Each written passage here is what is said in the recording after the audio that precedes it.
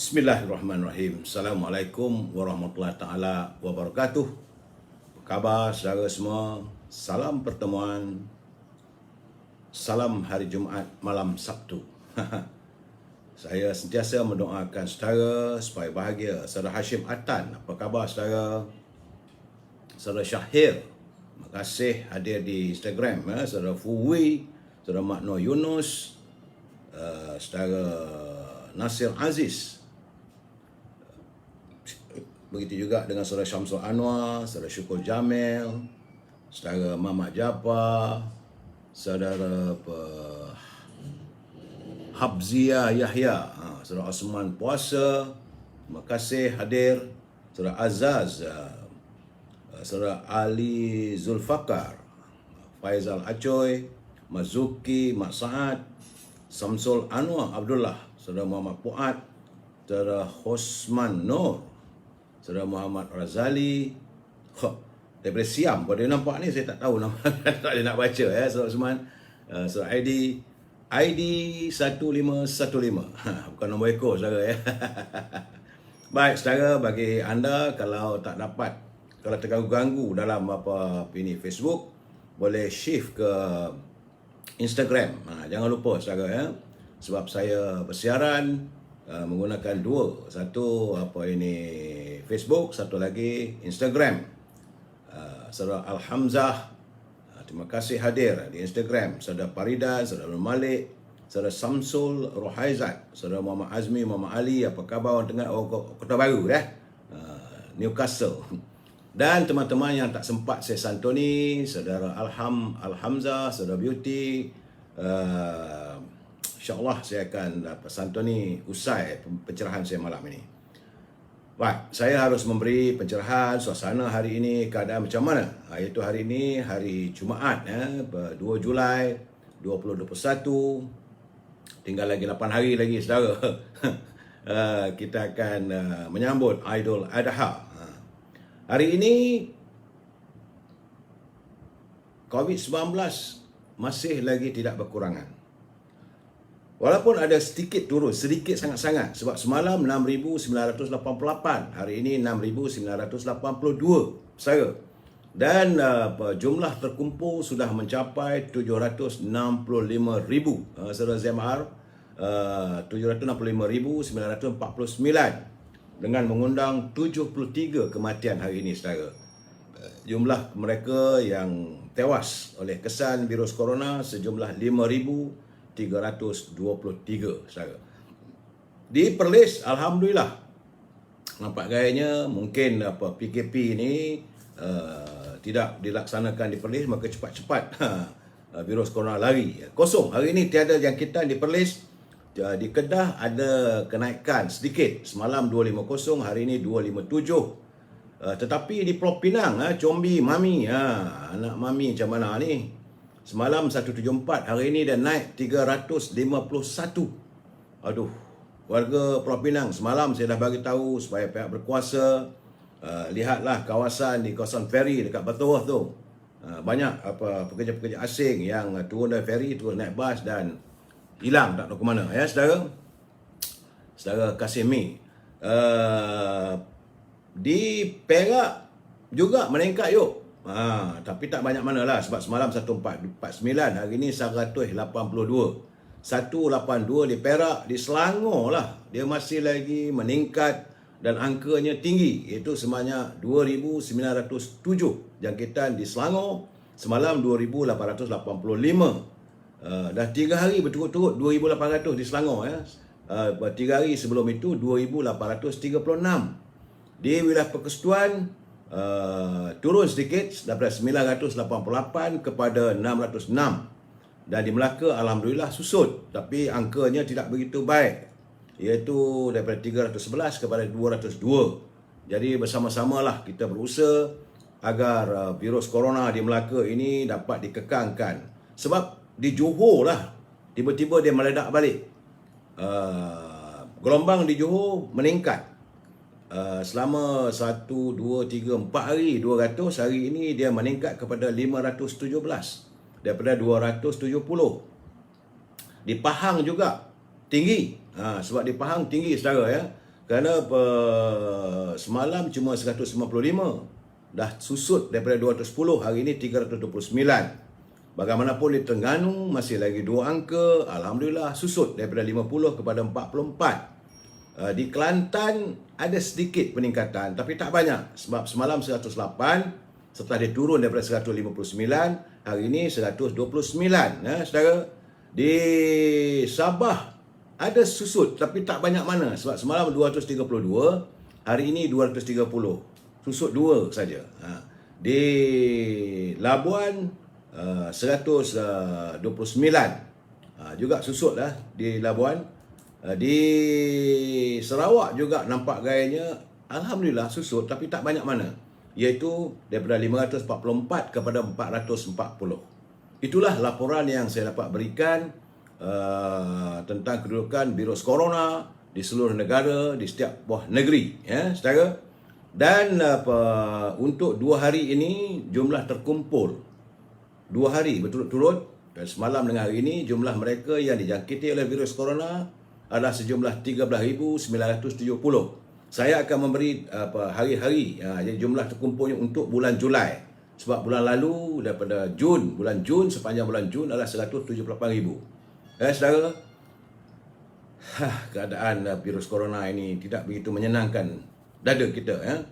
Kelang banyak tu, okey, begitulah kita minta lah kilang-kilang ni. Sebab Datuk Menteri Besar di Selangor pun mengatakan bahawa virus corona ini banyak bertebaran di kilang-kilang di seluruh negeri Selangor. Saudara. Baik, kita masuk tazkirah singkat. Saat kematian orang yang tercinta, seringkalinya kita akan menangis. Bila ayah, bonda, saudara, kaum kerabat atau teman yang berhampiran dengan kita. Kerana itu merupakan saat kita berduka. Jadi kehangatan mentari tidak mampu mengatasi dinginnya hati kita atas kehilangan. Meskipun bibir kita bisa tersenyum, namun mata tidak mampu menahan air mata untuk mengalir. Terasa hati pedih dan pilu. Nafas berat kerana isak tangis yang tak kunjung reda. Kerana itu adalah tangisan perpisahan. Namun, apakah kita sedar dan kita insaf bahawa selama masih ada batasannya, tidak ada yang salah dari itu semua. Kerana memang kita adalah manusia biasa. Kita biasa sedih dan bahagia. Namun yang harus kita renungkan saudara adalah mengapakah kita menangis dengan kematian tetapi tidak kita menangis untuk sesuatu yang lebih berharga bagi diri kita sendiri. Kita tidak menangis tatkala kematian hati kita. Kerana kematian hati lebih pantas dan seharusnya ditangisi. Salah seorang di antara orang yang soleh terdahulu pernah mengatakan, aduhai manusia, mereka menangisi terhadap orang yang mati jasadnya. Namun mereka tidak menangisi orang yang mati hatinya. Padahal itu lebih utama untuk ditangisi. Saudara, jadi kalau hati kita sudah mati, rosak binasa seluruh tubuh kita. Dan kita akan kembali pada Allah SWT dalam keadaan hati yang rosak. Itu keadaannya saudara. Saudara Noraison, terima kasih. Saudara Aziz join dalam Instagram. Mamu, Beta Penang, Saudara Ajoy, Nazrul, Penita Malim. Saudara, baik. Mutiara kita hari ini, jangan bandingkan hidup kita dengan orang lain. Kerana kita tidak tahu apa kesusahan mereka, apa usaha mereka, dan apa pengorbanan mereka. Tapi bandingkanlah diri kita hari ini, adakah lebih baik dari hari semalam? Dan apakah hari esok lebih baik dari hari ini? Jadi jangan kita bandingkan. Kalau orang itu kaya, kita nak bandingkan diri kita. Kalau orang itu susah, kita bandingkan diri kita. Jangan. Kita bandingkan diri kita, apakah hari semalam lebih baik pada hari ini, lebih baik daripada semalam, dan hari esok lebih baik daripada hari ini. Itu adalah mutiara kata kita hari ini. Baik saudara, seperti biasa, salam impian, moratorium dan kumpulan wang simpanan pekerja RM10,000. Saya akan menyuarakan selagi masalah KWSP ini tidak tuntas, sehinggalah bulan rasanya mungkin bulan Ogos lah aku nak dapat kot, sebab mula 15 baru nak diproses. Dan jika kita berbelanja ataupun negara berbelanja tanpa had, maka negara kita akan menuju kepada kebangkrapan. Sebab itu kita minta setiap perbelanjaan yang digunakan oleh pimpinan kerajaan mesti dibawa ke parlimen untuk diluluskan sebagai adil, semak dan imbangnya. Tajuk perbincangan kita malam ini adalah siapa yang menjadi korban. Sebelum saya memberi pencerahan tentang siapa yang menjadi korban, kita santuni dulu pantun Pak Nazir. Pak Nazir ni dengan 3 patah perkataan bagi setiap pembayang waktu, maksudnya baik. Saya nak ingat kalau ada waktu nanti nak pergi ke Perlis, nak belajar pantun lah dengan Pak Nazir. Kata Pak Nazir, air macam cermin, nampak ikan kelah. Jadi Islam mukmin, ikutlah perintah Allah. Murni bahasanya. Jalan dalam kelam, tentu rasa sukar. Orang mengaku Islam, elak kerja mungkar. Itu dia mengingati kita, kalau kita mengaku kita orang Islam, kita harus mengelak diri kita dari melakukan sebarang kemungkaran. Terima kasih Pak Nazir atas kiriman pantun untuk kami kongsi bersama, dan agar teman-teman dapat menyalin menggunakan bahasa yang indah daripada Pak Nazir. Baik saudara, sebelum saya memberi pencerahan lagi, saya harus memberi peringatan kepada mereka yang menyunting semula live saya ini dan dimasukkan ke dalam channel YouTube ataupun Instagram atau apa sahajalah, disalin semula pun, maka anda adalah bertanggungjawab di atas setiap suntingan yang dilakukan. Pihak saya tidak akan bertanggungjawab langsung ke atas komen-komen ataupun suntingan yang dilakukan. Sila pastikan anda berfikir panjang sebelum anda membuat suntingan. Sebab kadang-kadang bila anda potong serat-serat tu, ada bahayanya saudara. Maka anda terdedah kepada masalah. Sebab saya memberi penyantunan, saya memberi pencerahan satu persatu. Bukan kita beri pencerahan main tebuk sana tebuk sini. Tidak, saya punya satu. Bagaimana anda membaca rencana-rencana yang saya tulis dulu. Dan segala komen anda adalah tanggungjawab anda. Saya tidak akan bertanggungjawab. Dalam keadaan begini, bila saudara menghantar kiriman kepada saya mohon sebagai orang tua, yang umur 65 tahun, sebagai sahabat, sebagai abang kepada adik-adik, gunakanlah bahasa yang baik-baik dan janganlah menggunakan bahasa yang memaki hamun. Anda boleh bersetuju untuk tidak bersetuju. Setiap apa yang saya lontarkan, we must agree to disagree. Ini adalah pencerahan soal politik, soal berita semasa yang cuba saya ulas mengikut sepengetahuan saya. Tidak lebih daripada itu, saudara ya. Apa yang disiar dalam internet, apa yang saya baca dalam media-media, itulah yang saya akan kupas, saya cuba hayati, dan juga kadang-kadang ada yang teman-teman hantar pada saya cuba untuk mengupas. Tidak lebih daripada itu supaya anda pendengar dapat menghayati setiap butir bicara yang saya lontarkan, saudara. Baik, hari ini saya menerima kiriman daripada Taiping. Seorang sahabat saya masih lagi, beliau menyatakan bahawa harga cili yang ditanam oleh petani desa mengalami kejatuhan yang sebegitu teruk. Walaupun di pasar kita yang tinggal di sekitar Kuala Lumpur, di Lembah Kelang, di pasar-pasar besar, harganya RM5-6 sampai RM8, ya saudara. Tetapi harga yang diambil daripada petani desa mengalami kejatuhan cukup teruk.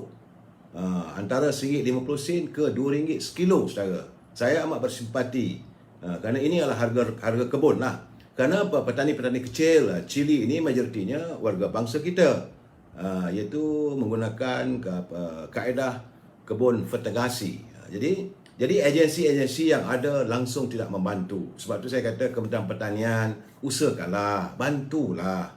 Kalau tak boleh untuk memasarkan, beli semua cili-cili tersebut dan dikumpulkan dan dihantarlah. Kalau di Taiping tu, di Perak tu, tak silap saya tempat memproses cili bu ataupun dibotolkan cili tamim, tak silap saya. Bolehlah digunakan. Jadi kalaulah ada, kena hati. Dalam keadaan sekarang ni, tambah lagi dalam pergerakan yang begitu terhad, tentulah petani-petani kita menghadapi masa depan yang cukup sukar. Apalah, kalau buat satu hari boleh dapat kutik 10 kilo, baru RM11, RM15. Sedangkan mereka nak tanam cili itu, kena ada beli benihnya, kena dibeli baja dan sebagainya. Jadi saya mengharapkan agar Kementerian Pertanian yang secara langsung melihatlah usaha-usaha petani desa kita, supaya mereka juga dapat kelegaan. Bukanlah terlega lah, paling sekurang-kurangnya dapat menghela nafas dalam suasana kehidupan yang semakin sukar ini. Ya, saudara, malahan di Kuala Lumpur ini walaupun di Selangor tapi dia sempadan. Semalam tanggal 1 Julai satu lagi kes bunuh diri. Saya sebenarnya dapat kiriman ada lebih kurang dalam 15 gambar. Saya tak akan menyiarkan dan saya tengok pengeri, saya cepat-cepat saya delete. Tak sampai hati saya melihat warga kita yang akhirnya mengambil keputusan untuk membunuh diri kerana tidak tahan dengan dugaan yang mereka alami. Sebab itu semalam sekitar jam 9.30 pagi, 8.30 pagi, bertempat di flat Taman Pandan Ria di Ampang, Selangor. Kerana ini seorang itu telah mengambil keputusan terjun dari tingkat 5 Blok B. Bagaimanapun pihak polis masih lagi sedang menjalankan siasatan. Kita bersedihlah bila mendengar keadaan begitu. Setiap hari ada saja berita warga kita yang mengambil keputusan membunuh diri, ya. Saudara Aziz tersangkut-sangkut di Instagram. Saya rasa Instagram sepatutnya okey, tapi mungkin kerana telefon cak ayam agaknya. Itulah keadaan saya, tapi tak apalah.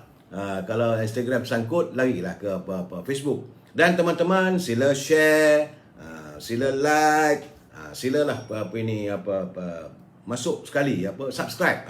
Bahasa yang tepatnya subscribe. Saya minta maaf lah saudara, kadang-kadang bahasa saya tak begitu.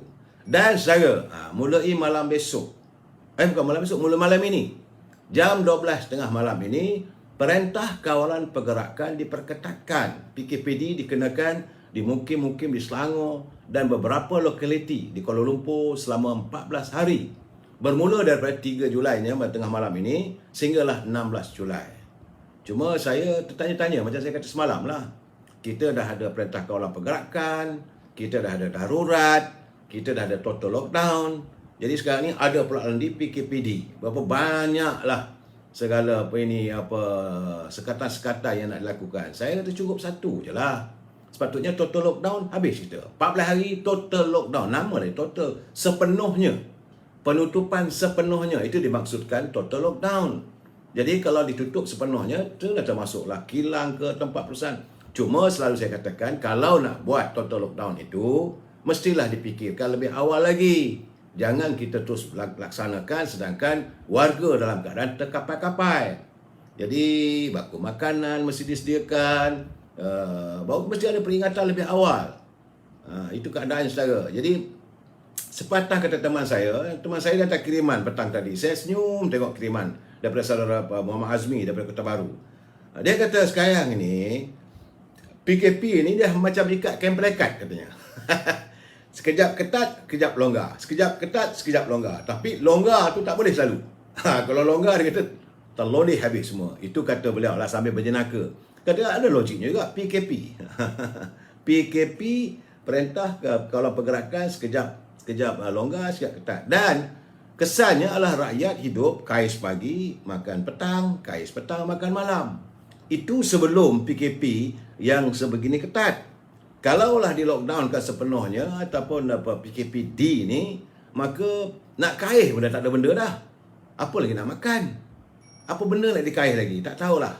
Sebab menurut Menteri Kanan Keselamatan Datuk Ismail Sabri Yaakob, Kementerian Kesihatan telah pun membuat pembentangan kepada mesyuarat jawatankuasa teknikal Majlis Keselamatan Negara mengenai situasi COVID-19 di Selangor dan di Wilayah Persekutuan. Di kedua-dua negeri katanya menunjukkan tren jangkitan yang tinggi. Sebab Selangor melaporkan purata kes harian COVID-19 antara 1,800 ke 1,900. Malahan kita dapat lihat 2,000 lebih. Kedua-dua negeri ini menunjukkan tren jangkitan yang tinggi. Di Kuala Lumpur purata kes harian dalam lingkungan 600 ke 1,000 kes.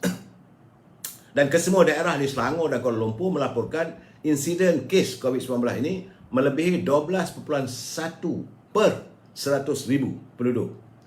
Jadi menurut katanya lagi, data unjuran kadar nilai kebolehjangkitan ataupun R0 di kedua-dua negeri sebut masih dalam lingkungan 1.0 dan tidak menunjukkan tren-tren penurunan. Memang betul. Sebab itu kita minta supaya Selangor dan wilayah kilang-kilang ditutup. Bukan orang pula diperintah di rumah, tak tahulah. Kerana katanya situasi ini amat membimbangkan dan mengambil kira kepadatan penduduk dan penularan 3 varian.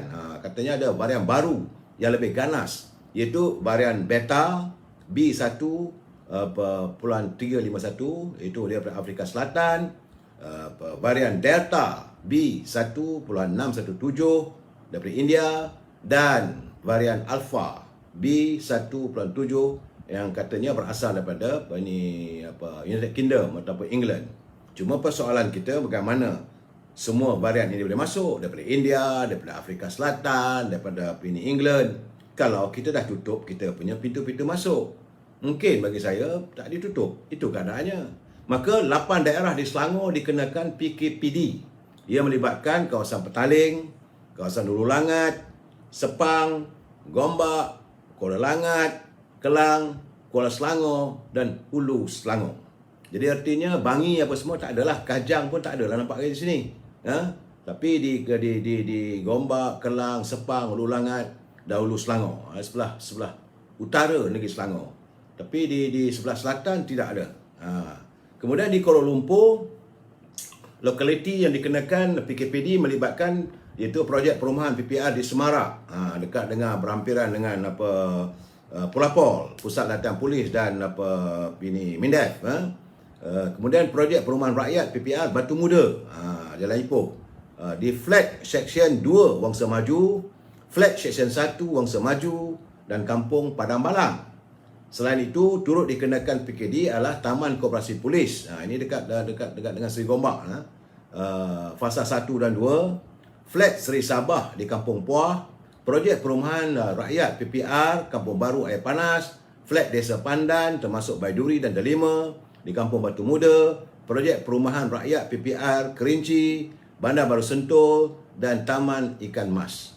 Jadi artinya belah bangsa ke atas ni nampaknya tak ada pun. Macam Salak Selatan, apa semua, Ceras dan sebagainya, tidak ada PKPD ni. Jadi mengulas lanjut, beliau berkata semua laluan ke kawasan PKPD akan ditutup dan dikawal oleh pihak polis Diraja Malaysia. Semua penduduk yang tinggal dalam kawasan PKPD ini tidak dibenarkan keluar dari kediaman masing-masing kecuali seorang saja. Tak boleh lebih. Seorang saja wakil isi rumah hanya untuk membeli keperluan asas, nak beli makanan dan sebagainya, bagi di kawasan PKPD dalam radius 10 km. Sementara itu, hanya sektor perkhidmatan. Ini yang kita semua suka nak dengar. Sepatutnya dilakukan begitu. Tapi saya heranlah sebab di kawasan Kelang apa semua terbuka lagi. Di kawasan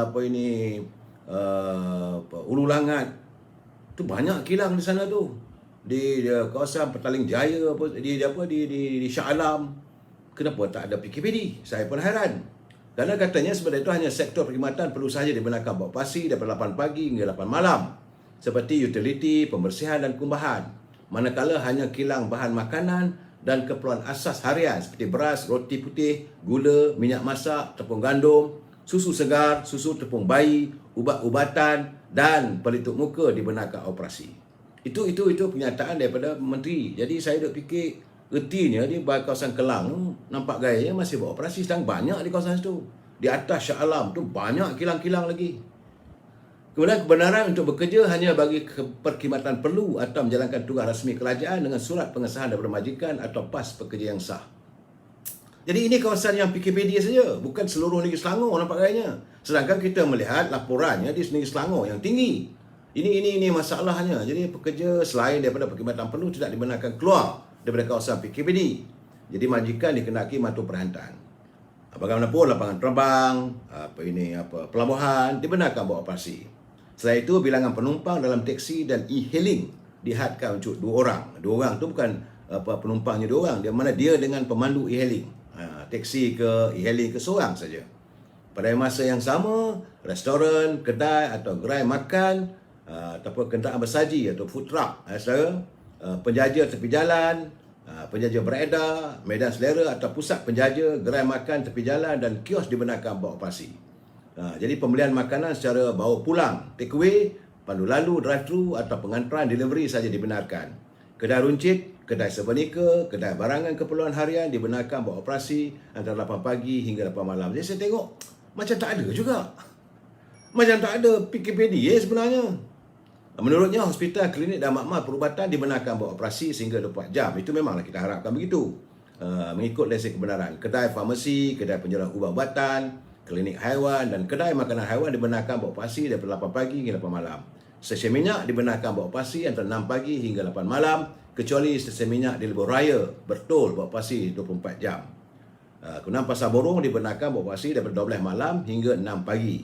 Manakala pasar awam, pasar tani kekal, PTK dan My Farm Outlet MFO dibenarkan beroperasi bermula 6 pagi hingga 2 petang.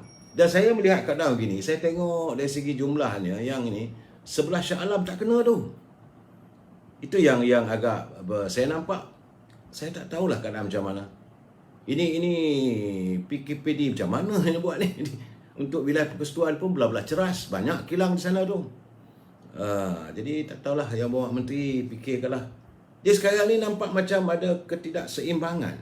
Kalau di Kep kawasan macam di wilayah persekutuan, macam di Bukit Tengku macam mana? Kawasan Parlimen tak ada lah kot gamaknya. Tak ada. Tak sebut pun di Kuala Lumpur ataupun di Jalan Masjid India tak ada. Saya tak tahulah macam mana dia punya penjelasan. Tapi bagaimanapun saudara, inilah hadiah untuk rakyat Selangor. Inilah hadiah daripada kelemahan dan kegagalan Kerajaan Pakatan Harapan di Selangor. Kini warga Selangor berhadapan dengan masa depan yang kelam dan tidak menentu. PKPD melibatkan hampir seluruh Selangor ini pasti akan mengganggu dan menjejaskan aktiviti dan kehidupan rakyat. Ia pasti akan mengganggu dan menjejaskan keadaan ekonomi, peluang pekerjaan dan sebagainya. Tapi apabila angka jangkitan Selangor mencecah 2,885 hari ini, yang mengakibatkan angka jangkitan dalam negara mencecah ke 6,900. Itu 41.28% datangnya daripada Selangor. Saya tak tahulah apakah kawasan Damansara ini mempunyai kilang. Tak ada. Apakah kawasan Taman Tun Dr. Ismail? Jadi kawasan Petaling, bila kata Petaling itu merangkumi mana? Bagaimana juga dengan kawasan Shah Alam? Bagaimana dengan kawasan di Kelang? Bagaimana kawasan di Ulu Langat, di Kuala Langat, di Bangi? Ini yang saya tak ada nampak apa penjelasannya. Jadi bagaimanapun kita terpulanglah. Cuma bagi saya rakyat harus bersedialah untuk menghadapi keadaan begini. Inilah kerajaan yang anda pilih nak macam mana. Masalah sekarang ni saya kadang bertanya apabila Menteri Kementerian Keselamatan Dalam Negeri Dato' Hamzah menyatakan bahawa OPS patuh. Jadi operasi patuh di mana menterinya nak buat ni, tapi kita ada timbul kemuskilan lah. Sebab adakah rakyat saja yang wajib disaman? Sedangkan sebelum ni kita tengoklah kesalahan rakyat sepatutnya sewajarnya disiasat dulu, diberi pertimbangan sewajarnya. Bukan kena tengoklah. Jadi kesalahan ni jangan diletakkan kepada rakyat saja. Kawan-kawan sekatan boleh lepas. Rakyat berkumpul makan durian tak boleh. Tapi ahli parlimen boleh. Rakyat berkumpul untuk majlis tahlil tak boleh. Majlis tahlil tak boleh. Tapi pemimpin sambut hari jadi boleh. Jadi budak pengantar makanan berhenti berehat dekat padang ataupun di kaki lima kena saman. Tapi ahli parlimen makan di kedai boleh. Jadi banyak lagi lah kalau nak dilistkan satu persatu ni. Jadi kita merasakan satu tindakan antara dua darjat. Jadi kita mengharapkan bahawa OPS patuh ini menteri yang bertanggungjawab menjelaskan kita tak peduli. Macam dulu kalau zaman Datuk Sri Zahid Hamidi menjadi Menteri Dalam Negeri, dia kata dia buta warna. Sepatutnya begitu. We must be colour blind. Whoever make the mistake will be charged. Itu barulah rakyat nampak. Ini tidak, kita tengok macam Menteri Ekonomi makan boleh. Menteri Belah Persekutuan makan boleh. Tak ada pun, kita tak dengar sama ada hukuman ke bayar tiap semua. Cuma yang kita tengok memimpin bayar tu adalah Datuk Sri Najib aja. Jadi dalam keadaan begini, kata sahabat saya Datuk Arman, beliau adalah Ketua UMNO bahagian Subang. Dia kata jadi kalau nak ajar rakyat pun kenalah ajar diri sendiri. Sebab kata dulu kepimpinan melalui tauladan. Jadi dalam keadaan ini dia kata teringatlah zaman Jepun dulu. Walaupun kita tidak melalui situasi zaman Jepun, tapi bagaimana gambaran yang kita dapat, asal Jepun dia gunakan senapang untuk menakutkan rakyat tanah Melayu ni.